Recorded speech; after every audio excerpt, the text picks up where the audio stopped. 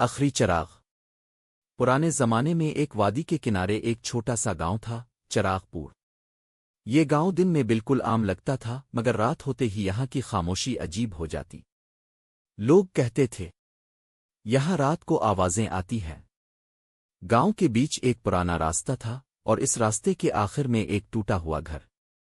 اس گھر میں ایک چراغ جلتا تھا، ہر رات بغیر کسی کے ہاتھ لگائے۔ لوگ اسے کہتے تھے آخری چراغ۔ اسی گاؤں میں ایک نوجوان رہتا تھا، یوسف۔ غریب تھا مگر دل کا صاف۔ اس کے والد برسوں پہلے اسی ٹوٹے گھر کے پاس سے گزرتے ہوئے لاپتہ ہو گئے تھے۔ نہ لاش ملی نہ خبر۔ ماں اکثر کہتی بیٹا اس راستے پر مت جایا کرو، مگر یوسف کے دل میں ایک سوال جلتا رہتا تھا، اگر چراغ خود جلتا ہے تو اسے بجھاتا کون ہے؟ ایک رات پورا چاند نکلا ہوا تھا۔ یوسف نے فیصلہ کر لیا۔ وہ دبے پاؤں اس راستے پر چل پڑا۔ ہوا تیز تھی، درخت سرسرا رہے تھے۔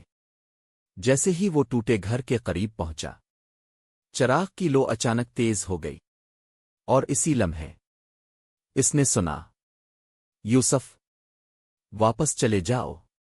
یہ آواز کسی اجنبی کی نہیں تھی، یہ آواز اس کے والد جیسی تھی۔ یوسف کے ہاتھ کانپنے لگے۔ وہ گھر کے دروازے تک پہنچا۔ دروازہ بند تھا، مگر اندر سے روشنی آ رہی تھی۔ اس نے ہمت کر کے دھکا دیا۔ دروازہ چرچراتے ہوئے کھل گیا۔ اندر کوئی نہیں تھا، صرف ایک میز، ایک کرسی اور وہی چراغ۔ چراغ کے نیچے ایک کاغذ رکھا تھا، اس پر لکھا تھا سچ دیکھنے کی ہمت ہے۔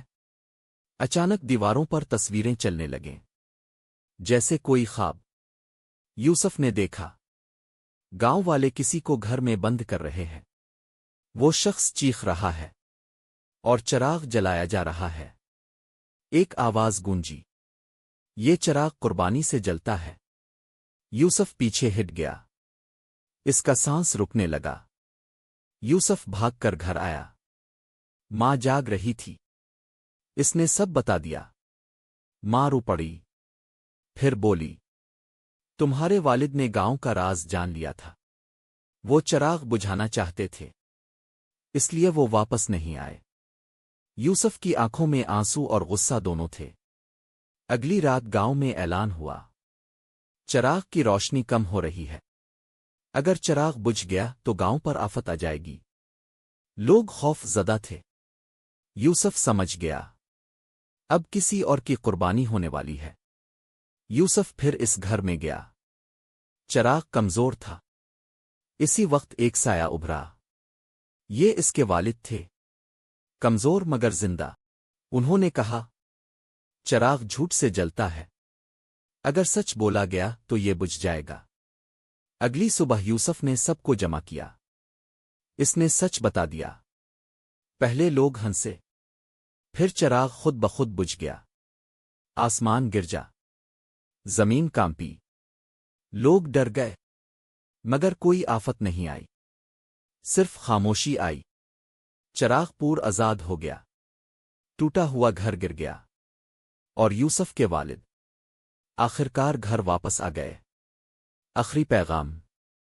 یوسف نے کہا ڈر ہمیں قید رکھتا ہے، سچ ہمیں آزاد کرتا ہے۔ اور اس دن کے بعد چراغ پور میں کوئی چراغ خود سے نہیں جلا۔